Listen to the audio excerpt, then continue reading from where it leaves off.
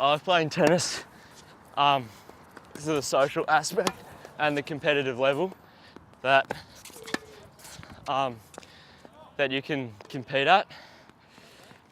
in Melbourne and all those cities, and regionally as well, and just getting to meet new people and advance your skills is always a bonus.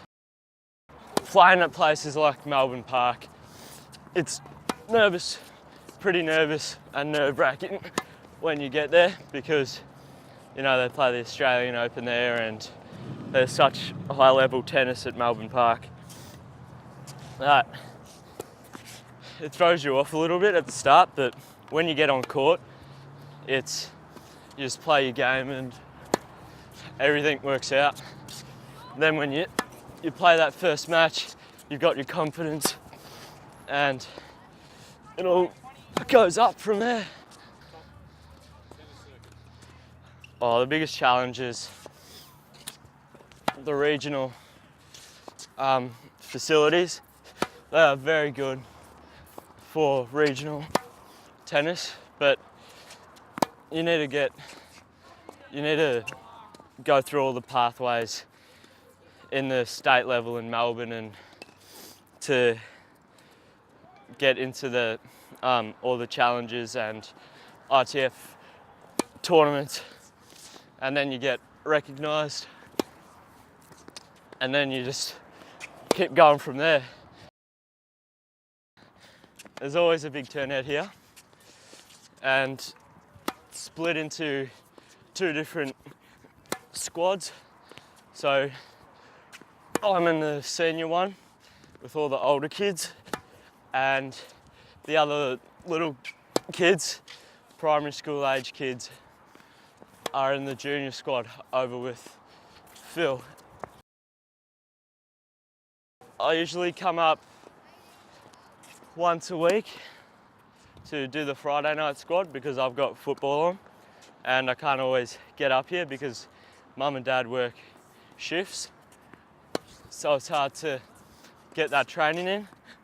But when they've got that free night and I don't have footy on, it's always good to come up for a private lesson,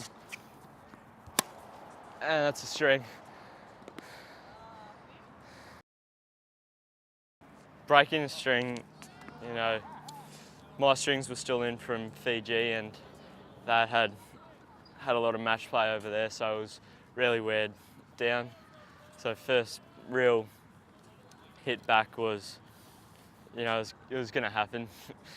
You know, strings always break, even at tournaments, and it sucks because you have to get used to the tension again of your other rackets. But, you know, it's part of tennis.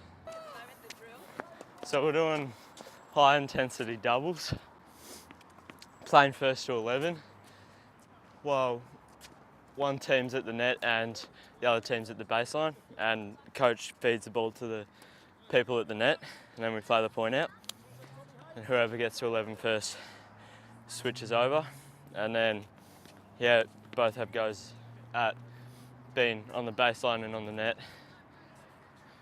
You've had a good run so far. Yeah. I don't know. Phil Shanahan, and Director of the Margaret Court Tennis Academy here in Albury-Wodonga, Australia. So how can you identify which young people at the Academy have a particular talent for tennis? I suppose I look from past experiences like Sam Groth. At a young age, he wasn't the best in Albury, let alone Australia. We'd go away to tournaments. Sam, I took him away as a 14-year-old to the Nationals in Gosford, and he lost first round 6-love, 6-love. Half an hour later, I saw Sam out on a practice court practicing, and that's what I look in players. It's got to be, you know, it's got to be something inside them. But if you want to get to the very top, it's got to be something within, something special. Dan has a real passion for the sport. Travels up from Wangaratta to train once, twice a week. For a young guy to do that when he could be out with his mates on a Friday night or Wednesday night in Wangaratta. Some other players here at the Academy tonight from Mount Beauty. We have them coming from Wagga now and then. So for young players to be dedicated enough for them to put tennis first before their social life it's a big ask for a teenager. So Dan has that, and he's going to do really well in tennis. Obviously, his dad's a renowned coach in the area too, and he's passionate about the sport. But Dan will he'll have his own journey and find his own way. But I have no doubt that he's going to go a long way in tennis. What are some of the areas that Dan needs to work on to make it? Look, I don't think he's going to be 6'6". He's a bit like our Alex Dominia, the young Australian that's doing so well right now. So his leg speed's got to be really important for him in tennis. So the quicker he is to the ball, the earlier he prepares for shots. He's got to have an all court game. The big guys are obviously going to try to expose his reach, but a bit like Andre Agassi, who wasn't all that tall as well. Being able to get in and hit the ball early and use the pace of the opponent, that's what Dan's got to be looking at. You've coached some teenagers who've gone on to have professional tennis careers, like Sam Groth, Matt Ebden. What are the realities of what separates a young person who just has talent versus a young person who's actually going to be able to earn a living playing a sport? Oh, great question. I'll go back to Sam because I had a lot to do with Sam, obviously, coaching him from a young age, but Sam was pretty much broke until he was 23, 24. Smart enough to be a doctor. But he said, no, I want to be a professional tennis player, and where that leads him, he didn't know at that stage. I remember when he broke into the top 200 in the world, and I was so excited for him. I thought he'd made it. I know at 200 in the world you don't make a cent, but as a coach I thought, boy, he's made it. And he got to 150 in the world and thought, wow, he's going all right here. And then he got to 120, and I'm thinking, he's that close to a top 100. I can't believe this. This is just unreal. And then he blew out to 150 again. And then also all of a sudden, within weeks, he was in the top 100. And to me, I thought he'd made it. And to know the journey he'd been on, when you get to countries and you're playing the tournament and you're broke and you're looking for accommodation and obviously meals as well, and the money's not there for that. I think to myself, wow, that's pretty special. How do I know they're going to make it? Look, it's a tough sport. I think it's the toughest sport in the world. Even Andre Agassi said, well, even a golfer has a caddy to talk to around the course, but a tennis player's got no one. And being an individual sport is so much tougher because obviously you're travelling on your own, and it's a tough life for a young guy and especially a young girl. But how do I know they're going to make it? Boy, I don't. I'll just pop in there with a question, Amy. So Dan strikes me as quite a serious young man. And he was quite down on himself at times when we asked him the question of you prepared well, but the tournament you have is a shocker. How do you feel? What's your observations about that? Yeah, no, that's another good question. So you can do all the preparation, obviously, and then be matched up in the first round in a tournament, and that player may have done their homework on you, or that player may have just come out and played better than you on the day. And it's what you do after the tournament that really matters. Is if your backhand lets you down for the tournament, then you've got to get out and you just got to work on it. And Dan's been in that position many a time, but he's also had some great success as well. So I think it's just basically once you have a poor match or a poor tournament, it's picking yourself up again and having that inner belief that you can go on and continue to grow as a player, and more importantly, grow as a person. But chase your dreams, and we ask our players to have short-term goals and long-term goals. But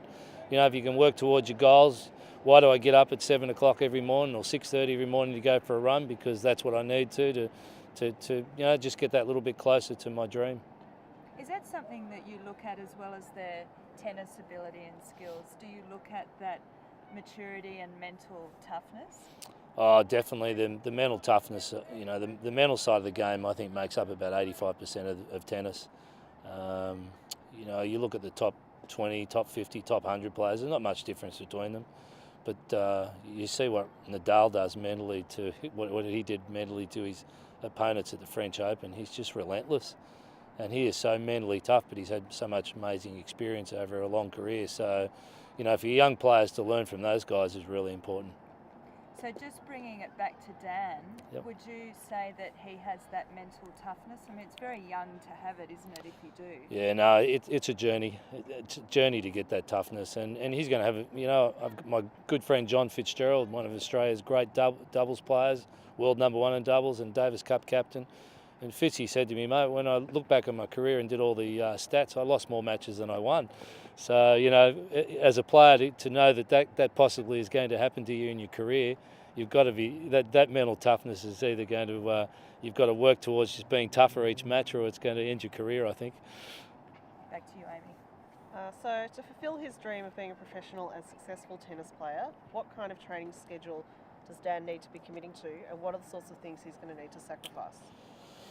Yeah, well, obviously his fitness has got to be done before you get to the court. There's no point going on in matches and coming off and saying I'm not fit enough. So obviously his fitness, his gym work, his workout on the ovals, doing his sprint work and endurance. Obviously his eating habits, and then I suppose getting to the tournaments and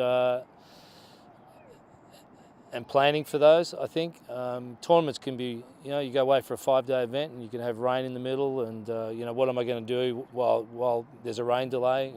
I get the skipping rope out, or I do my stretching. Yeah, there's a lot goes behind the scene in planning to be a great player. And can you ask me the question again? What are some of the things he's going to have to give up?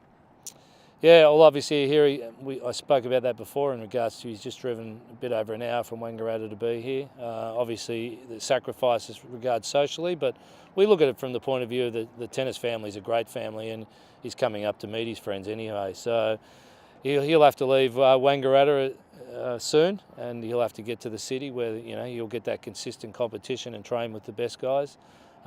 He's then going to have to think about school. Do I go to university first, or do I get a trade first, or, you know, have I got the money to be able to travel on the circuit? He's then going to have to, you know, if he decides to go on the circuit, he's going to have to travel overseas for the next 3 to 5 years. Financially, that's going to be really tough, and there's so many sacrifices. What are the disadvantages that kids in this region face if they want to pursue tennis as a career versus the kids in the city? Yeah, I used to think our kids were disadvantaged from the point of view that you know, we were so far away from tournaments and everything. But now I think we have an advantage.